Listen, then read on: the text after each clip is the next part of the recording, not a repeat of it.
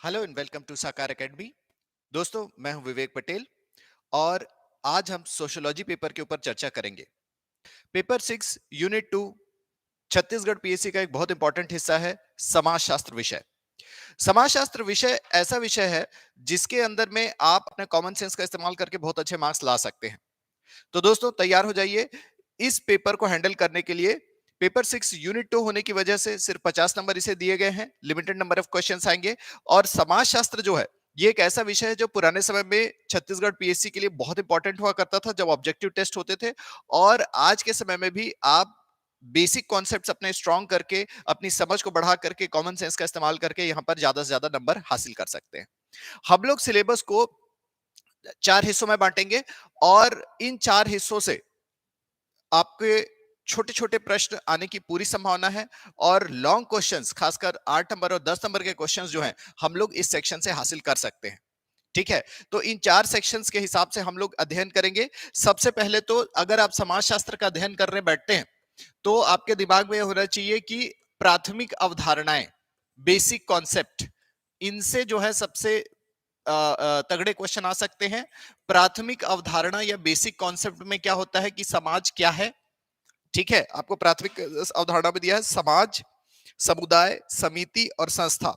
समाज, समुदाय, समिति और संस्था, इन चारों को आप अगल बगल लिख लीजिए। उनकी विशेषताओं को जो है लिखते चले जाइए और आपस में कंपेयर करके याद कीजिए। मतलब चार्ट बना करके आप दीवार पे चिपका देंगे, आपको रटा जाएगा। ठीक है, तो इस तरह से प्राथमिक अवधारणा को आप लोगों को ध्यान में रखना है। इसके अलावा सामाजिक समूह, जन रीतियां और लोकाचार, जन रीतियां और लोकाचार को भी अगल बगल लिख करके आप पढ़ सकते हैं। ध्यान देने की बात है कि यहां पर कम से कम 2 आधिकारिक परिभाषाएं आप जो है बेसिक कॉन्सेप्ट्स की ध्यान में रखिए। एक रखेंगे तो भी चलेगा, समझने के लिए काफी है। लेकिन अगर आप 2 परिभाषाएं ध्यान में रखते हैं तो लॉन्ग क्वेश्चन में आप जो है 2 अलग-अलग विशेषज्ञों की परिभाषाएं यहां पे बता सकते हैं। ध्यान देना है दोस्तों, समाजशास्त्रीय परिभाषाओं की विशेषता यह है कि अलग-अलग समाजशास्त्रियों ने अलग-अलग दृष्टिकोणों से परिभाषा दी है। अगर आप 2 परिभाषाएं पढ़ लेते हैं, इसका मतलब है कि आपकी पकड़ समाजशास्त्रियों पर अधिक है और 2 अलग-अलग दृष्टिकोणों से आप किसी भी चीज को समझा सकते हैं। परिभाषाओं के साथ एक और चीज है दोस्तों, अगर आप परिभाषाओं को लिख रहे हैं तो आपको वर्ड बाय वर्ड लिखना पड़ेगा। इसका मतलब है कि अगर आप कुछ मिस्टेक कर देते हैं, रट्टा नहीं मार पाते हैं, तो आप परिभाषा लिखते समय यह ध्यान रखिए कि आप इन्वर्टेड कॉमा का इस्तेमाल ना करें। तो सामान्य रूप से अगर आपको परिभाषा याद है तो इन्वर्टेड कॉमास में लिखिए और बीच में सारी परिभाषा डाल दीजिए वर्ड बाय वर्ड।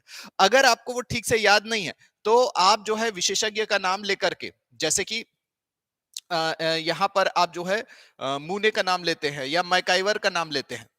ठीक है, आपने विशेषज्ञ का नाम डाला और उसके बाद लिखेंगे के अनुसार। जब भी आप के अनुसार लिखते हैं, आपको जो है इन्वर्टेड कॉमा रखने की जरूरत नहीं है, आप सीधे लिखते चले जाइए। तो इससे क्या होता है कि आपको वर्ड बाय वर्ड आप नहीं भी लिखेंगे तो भी कुछ ऊपर नीचे हो जाने से उसको सही परिभाषा कंसिडर कर लिया जाता है। ग्रामेटिकल मिस्टेक्स थोड़ा बहुत जो है उसको एक्सेप्ट कर लेते हैं। जबकि अगर आप इन्वर्टेड कॉमा में कोई भी परिभाषा लिखते हैं तो उसको जो है वर्ड बाय वर्ड ऑथेंटिक रूप से देखा जाएगा, उस हिसाब से जज किया जाएगा। तो अगर याद है तो ठीक है, नहीं याद है तो आप इस तरह से लिख सकते हैं। ठीक है, इसके बाद आप देखेंगे कि प्राथमिक अवधारणाओं को, जैसा कि मैंने कहा, परिभाषाएं आप याद कीजिए और उनको चार्ट बना करके विशेषताओं को जो है लिखिए। समाज, समुदाय, समिति और संस्था का, इसके अलावा जनरीतियां, लोकाचार, इनको भी तैयार कीजिए। व्यक्ति और समाज, सामाजिक अंतःक्रियाएं, परिस्थिति, भूमिका, संस्कृति, व्यक्तित्व और समाजीकरण, ये सब भी प्राथमिक अवधारणा में आता है। परिस्थिति और भूमिका संबंधी जो सवाल है, परिस्थिति और भूमिका संबंधी सवाल काफी पूछे गए हैं। तो इस तरह से ये क्षेत्र जो है वो काफी विकसित हो जाता है। तो परिस्थिति और भूमिका की विशेषताओं को भी अगल बगल लिख करके याद कर लीजिए। समाजीकरण की प्रक्रिया को आप याद कर लीजिए। तो इस तरह से जो है एक बहुत हेवी एरिया जो है प्राथमिक अवधारणाओं का बनता है। यहां पर आपको ध्यान रखना है कि परिभाषाओं के साथ में विशेषता लिखना है और विशेषताओं को कंपेयर कर करके आपको याद करना है। ठीक है, समाजीकरण की प्रक्रिया की क्या विशेषताएं हैं, इनको भी आप अच्छे से याद करेंगे। तो प्राथमिक अवधारणाओं में 2 ही भाग होते हैं, एक होता है परिभाषा, दूसरा होता है विशेषता। विशेषताओं को ही याद करना है, कंपेयर कर करके आप याद कीजिए। हो सकता है आपको परिस्थिति और भूमिका में कंपेयर करने के लिए पूछे, हो सकता है आपको संस्था और समिति में कंपेयर करने के लिए पूछे। तो यहां पर चीजों को अगल बगल लिख करके, चार्ट बना करके याद करना आपके लिए फायदेमंद हो सकता है। टेबुलेशन, टेबल बना के आपको याद करने में लाभ हो सकता है। ठीक है, इसके अलावा हिंदू सामाजिक संगठन, हिंदू समाज की अवधारणा है। हिंदू सामाजिक संगठन जो है एक बहुत इंपॉर्टेंट पार्ट है। हिंदू सामाजिक संगठन में से आपका धर्म, आश्रम, वर्ण, पुरुषार्थ, ये वाले सेक्शन में से क्वेश्चन आ सकते हैं। क्वेश्चन बहुत कम पूछे गए हैं इस सेक्शन से, लेकिन इनमें से क्वेश्चन आने की संभावना सबसे ज्यादा रहती है। ध्यान देने की बात है, प्राथमिक अवधारणा वाले सेक्शन से 2 नंबर, 4 नंबर, 8 नंबर सारे प्रकार के क्वेश्चन बनते हैं, पर हिंदू समाज से ज्यादातर प्रश्न जो बनते हैं वो 4 या 8 नंबर के बनते हैं। 2 नंबर के प्रश्न सीमित रूप से पूछे गए हैं।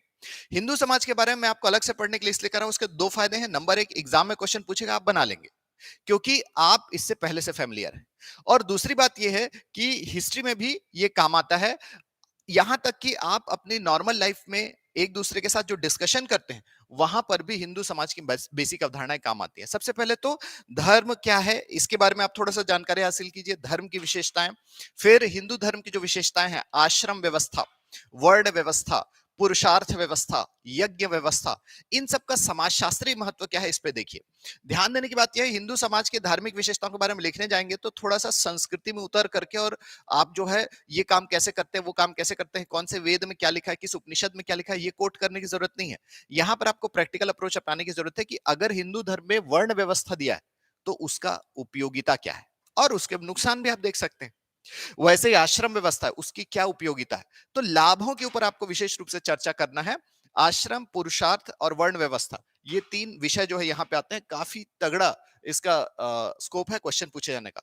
तो प्राथमिक अवधारणा है, बहुत लंबा सिलेबस है, लेकिन हिंदू समाज छोटा सिलेबस है, तो आप कोशिश कीजिए कि इस पे फोकस रखें, यहां से क्वेश्चन आने की पूरी संभावना बनती है। तीसरा हिस्सा जो हमारे सिलेबस का है वो है आपका सामाजिक स्तरीकरण, अंतःक्रिया, सहयोग, प्रतिस्पर्धा इत्यादि। ठीक है, तो आपका सामाजिक स्तरीकरण और सामाजिक प्रक्रियाएं, है ना, सामाजिक स्तरीकरण, सामाजिक प्रक्रियाएं और विशेष रूप से सामाजिक समस्याएं। ठीक है, इन सबसे क्वेश्चन आता है। तो सामाजिक स्तरीकरण, सामाजिक प्रक्रियाएं, सामाजिक नियंत्रण, इन सबसे प्रश्न आने का चांस रहता है और बहुत ही कॉम्प्लिकेटेड प्रकार के प्रश्न आते हैं। ठीक है, तो ये कॉम्प्लिकेटेड मैटर है, आपको ध्यान रखना है। जैसे आपने प्राथमिक अवधारणाओं को लिख लिख करके तैयार किया था, वैसे ही सामाजिक स्तरीकरण, प्रक्रियाओं और नियंत्रण को भी आप लिख लिख करके अगल बगल याद करेंगे। जैसे कि सामाजिक प्रक्रियाओं के अंदर में आपका सहयोग, संघर्ष और प्रतिस्पर्धा। ठीक है, ये सामाजिक अंतःक्रियाएं और सामाजिक प्रक्रियाओं में आता है। सहयोग, संघर्ष और प्रतिस्पर्धा, इन तीनों को आप कंपेयर करके लिख सकते हैं, टेबल बना करके, और याद कर सकते हैं इनकी विशेषताओं को और इनके क्या फायदे हैं, इनको आप समझ सकते हैं। इस टॉपिक पे कोई भी चीज आप लिखते हैं, है ना, सामाजिक स्तरीकरण, सामाजिक अंतःक्रियाएं और सामाजिक प्रक्रियाएं, सामाजिक नियंत्रण इत्यादि, यहां पर अगर आपको परिभाषा याद नहीं है तो भी चलेगा। एकदम किसी विशेषज्ञ को कोट करना जरूरी नहीं है, यहां पर आपको कॉमन सेंस लगाना है। ये वाला सेक्शन जो है प्राथमिक अवधारणाएं वाले सेक्शन में, जहां पर समाज शास्त्रियों के कोटेशंस, इनके विचार बहुत इंपॉर्टेंट है।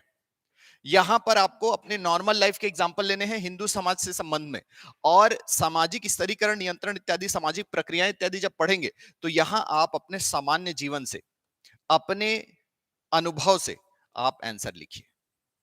जितना आप अपने आप को जोड़ेंगे कि हाँ हमारे समाज में तो ये सब चलता रहता है, क्योंकि आप खुद कॉम्पिटिटर हैं, तो आप प्रतिस्पर्धा को अच्छे से समझ सकते हैं। आपने सहयोग किया है, सहयोग को समझ सकते हैं। तो आप अगर एक रूम में रहते हैं, अपने रूममेट के साथ मिल करके तैयारी करते हैं, तो ये एक सहयोग की विशेषता है। और अपने क्लास में आते हैं, क्लास में आप एक दूसरे से प्रतिस्पर्धा करते हैं, तो प्रतिस्पर्धा क्या विशेषताएं हैं। और अगर आपने जीवन में कभी दुश्मनी की होगी, है ना, लड़ाई झगड़ा किया होगा, तो आप संघर्ष को भी समझते हैं। तो ये तीनों के बीच में आप अपने कॉमन सेंस से अंतर निकाल सकते हैं। इसके अलावा जो है सामाजिक स्तरीकरण से संबंधित जो प्रश्न आते हैं, सामाजिक नियंत्रण के साधन, जैसे कि जाति इत्यादि जो है सामाजिक नियंत्रण के साधन के रूप में आते हैं, इन सबको जो है आप आसानी से कवर कर सकते हैं। फाइनली सामाजिक समस्याएं, सामाजिक समस्याएं जो हैं, ये आपका अपने आप में एक बहुत बड़ा टॉपिक नहीं है, और ये भी पूरी तरह से सामान्य अनुभव के आधार पर लिखा जाना है। तो सामाजिक समस्याएं भी आपका सामान्य अनुभव के आधार पर लिखा जाएगा। जैसे कि सामाजिक समस्याओं के अंदर में आपका अलगाव, सामाजिक विघटन, तनाव इत्यादि की समस्याएं, नगरीकरण का सामाजिक व्यवस्था पे क्या असर पड़ रहा है, महिलाओं की जो स्थिति है, महिलाओं की बदलती हुई स्थिति सामाजिक व्यवस्था पे क्या असर पड़ रहा है, आपका शराब खोरी हो गया, दहेज प्रथा हो गया, ये सारी सामाजिक समस्याएं जो है उभर करके आ रही हैं। तो इसके अंदर में आपको विघटन, नियमहीनता, अलगाव और विषमता, चार टॉपिक्स पे फोकस करना है। सामाजिक विघटन, सामाजिक नियमहीनता, सामाजिक अलगाव और विषमता। इसके अलावा आप कॉमन जो समस्याएं हैं, ठीक है, जैसे आपका महिलाओं के साथ भेदभाव, अनुसूचित जाति जनजाति के साथ भेदभाव, आपका दहेज प्रथा और अ, आपका गरीबी, बेरोजगारी, इन सब का भी क्या असर पड़ रहा है, इन सबको भी आप कॉमन सेंस के हिसाब से तैयार रख सकते हैं, ठीक है, ताकि आप आसानी से इसको मैनेज कर सके। तो सामाजिक समस्याओं में जो सिलेबस में दिया है वो तो आपका सामान्य अनुभव से आपको समझ के तैयार करना ही है, और आप जो है उसके अलावा अपने पर्सनल एक्सपीरियंस से भी जो समस्याएं देखते हैं उनको रेडी रखिए, क्योंकि कभी भी पूछ सकता है।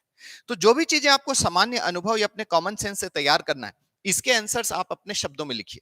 आप अपने रूममेट्स के साथ में, अपने दोस्तों के साथ में डिस्कस कीजिए, अपने टीचर्स के साथ में डिस्कस कीजिए, और ज्यादा से ज्यादा पॉइंट्स आप इसके तैयार कीजिए, क्योंकि इनकी तैयारी का सिस्टम लगभग एक जैसा है।